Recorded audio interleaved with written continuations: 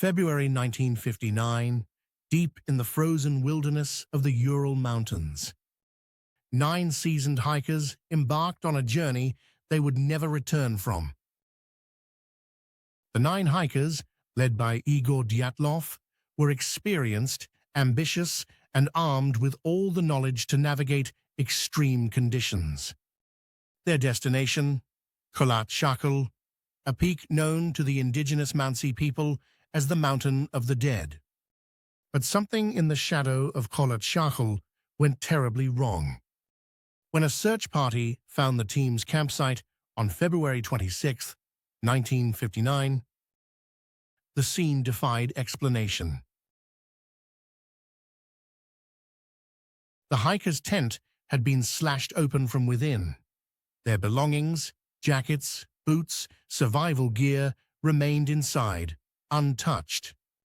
Yet tracks in the snow revealed they had fled barefoot and half-dressed into the brutal 30-degree night.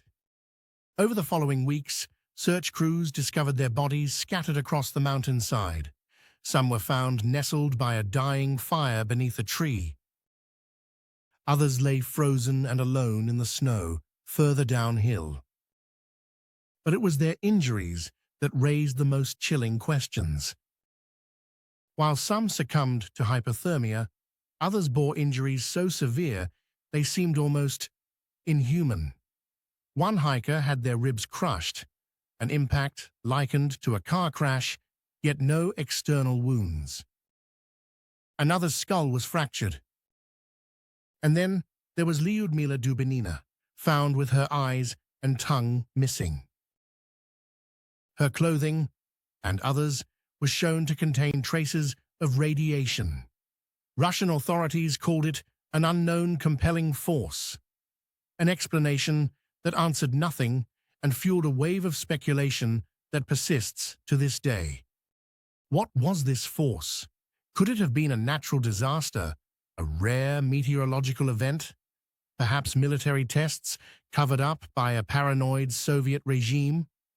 Some suggest the hikers may have stumbled upon restricted military activity that they were never meant to witness. The hikers' own diaries and photographs give no indication of danger or panic. But then, on the night of February 1st, something changed. In 2019, Russian authorities reopened the case. In 2021, a study suggested a slab avalanche, a compact block shearing off, violently compressing anyone in its path. But skeptics point out inconsistencies. The slope angles were too shallow. And what about the radiation? Or the reports of glowing spheres seen in the sky that same night? Others dismiss the military theory entirely. But these don't account for the sheer violence of their injuries, or why they fled the relative safety of their tent. What made this tale even more enigmatic was the Soviet clampdown. The local Mansi people had long viewed this mountain as cursed.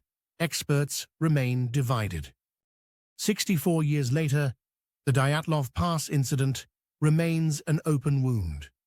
Perhaps the wilderness itself knows the truth, but it has chosen to keep its secrets buried beneath the snow. For now.